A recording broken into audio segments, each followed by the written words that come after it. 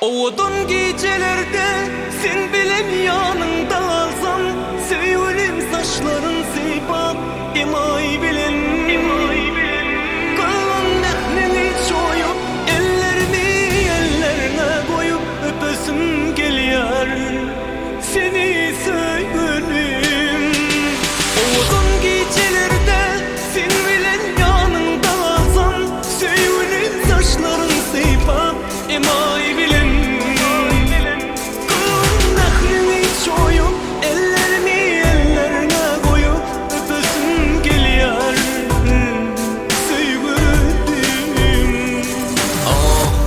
çıkar alıp git günnüydü. Bol men doğruyum, bol men günnüydüm. Uğrunu tapalı, karışmalı her neydi. 70'ime gelfemem diyerim söyen heniydim.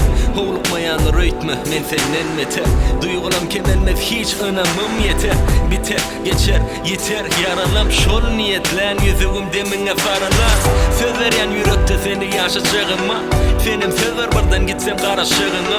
Yine de bir söz güyüşlü kalacağına. Çağılarımın gecesi sırdaşım borcağına. Gözüne yaşaylamağın kıynanar gider. Utanırım seni bahsedip bilmesem. Ecizigi bu kor senin gör kölme. Bu değme yıkılayın sen gülünün gör kölmesen. Ulan gecelerde sen bilen yanında alsam, sevgilim saçların seypap emay bilen nahrini çoyup ellerine koyup öpesim geliyor seni sevgilim. Oğudun gecelerde sen bilen yanında alsam, sevgilim saçların seypap emay bilen nahrini çoyup ellerine koyup öpesim geliyor sevgilim.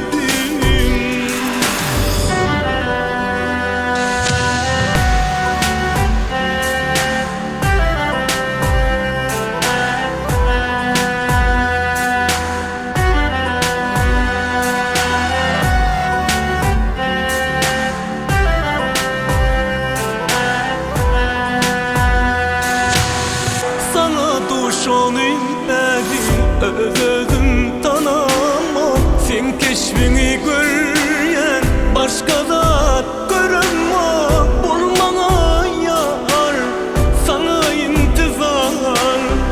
İnanmana sensiz bir karar. Karanlıktan doğur, hemişe yaktılar.